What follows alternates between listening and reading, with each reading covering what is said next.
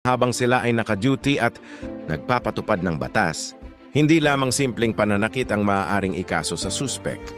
Sa ilalim ng Article 148 ng Revised Penal Code, direct assault, ang pananakit o pag-atake sa isang agent of a person in authority, tulad ng barangay tanod na nagsasagawa ng tungkulin, ay itinuturing na isang seryosong krimen na maaaring humantong sa pagkakakulong.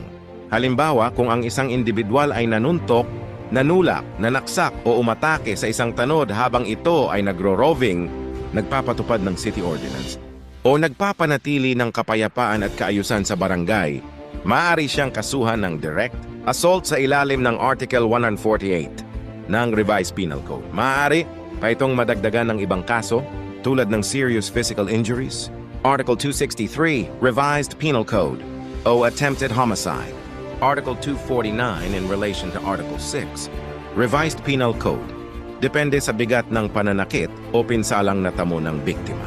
Sa kabilang banda, kung ang isang barangay tanod ay nasugatan habang ginagampanan ng kanyang tungkulin, maaari siyang makatanggap ng medical assistance, tulong pinansyal, at iba pang suporta mula sa barangay o lokal na pamahalaan bilang pagkilala sa kanilang serbisyo sa pagpapanatili ng kapayapaan at kaayusan sa komunidad.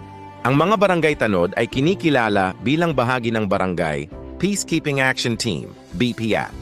Sa ilalim ng Republic Act No. 7160 o Local Government Code of 1991, kung saan sila ay tumutulong sa pagpapatupad ng mga batas, barangay resolutions at city ordinances sa kanilang nasasakupan.